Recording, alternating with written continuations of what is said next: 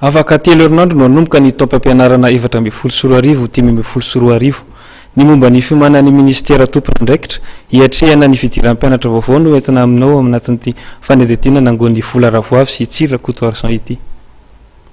Ny 9 oktobra 7.10 no iverina hiditra an-tsekoly ny ankamaroan'ny mpianatra manaraka amin'ny fandaharam-pianarana malagasy. Telo herinandro mialohan'ny fidirana ofisialy, laza amin'ny ministry ny fanabeazam-pirenena Paul Rabary fa efa mizotra araka ny tokony ho izy ny fiomanana.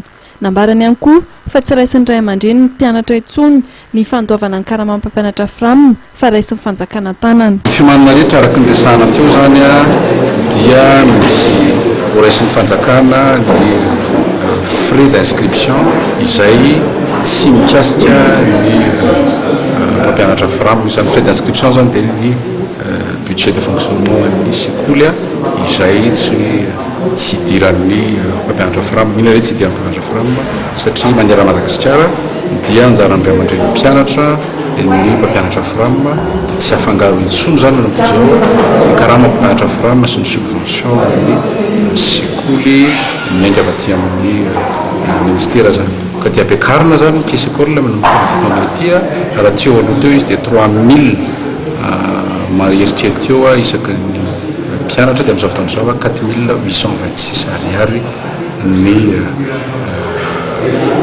caisse école zany izay ezahana ho volona amin'ny fotoana idiran'ny mpianatra. Faharoa dia nanapa-kevitra ihany koa zany ministera ny fampianarana fa dia ny problème ny any amin'ny tiavo any fanofafotofona dia se porter garant amin'ny paiement andreo karama ireo zany ministera raha tamitika misy déclaré insolvable ny tiavo. Efa saika nahavita ny fisoratana anarana amin'ny fidirana amin'ny taom-pianarana vaovao ny ray aman-dreny.